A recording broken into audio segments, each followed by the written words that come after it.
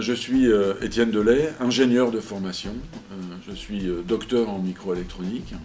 J'ai été baigné dans le milieu scientifique depuis très très longtemps.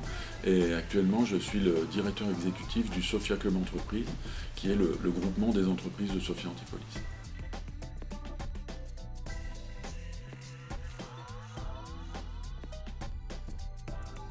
Alors, la résilience, d'après le dictionnaire, c'est la capacité d'un corps, d'un organisme quelconque, d'un système, d'une structure, à surmonter une altération de son environnement, une évolution de son environnement.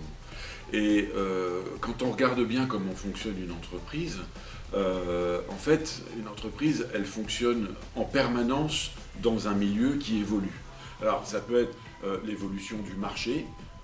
Les modes changent, les habitudes des consommateurs et des clients changent. La deuxième source d'évolution ou de changement permanent, c'est l'innovation, bien entendu.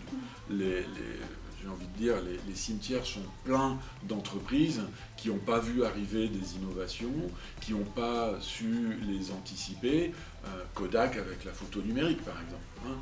Quand on fabrique des films photographiques, Kodak était numéro 1 mondial de très loin, et puis en quelques années, la photographie devient numérique. Si on n'est pas prêt, voilà. Donc, ça, c'est un bon exemple de non-résilience, si on peut dire. Et puis le troisième type d'évolution dont on peut parler, c'est l'évolution des paramètres géopolitiques ou politiques tout court. Il y a des barrières qui se créent, qui s'élèvent, qui empêchent de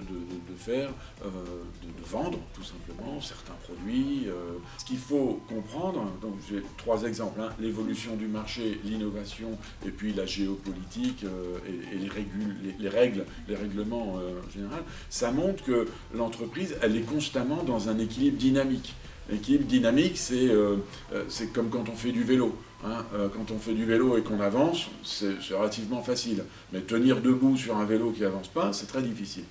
Elle fait preuve de résilience quand elle arrive à bouger aussi vite que les paramètres de son environnement bougent.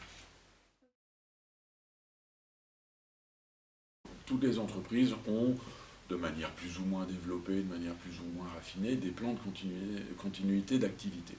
Ces plans de continuité d'activité ont plus pour objet de faire en sorte que lorsque l'entreprise est dérangée dans son opérationnalité, c'est-à-dire qu'il y a une grande panne d'électricité, il y a une inondation, comment on fait en réalité pour que ce genre d'incident n'ait pas d'impact, au moins d'impact immédiat, sur les ventes, les choses comme ça.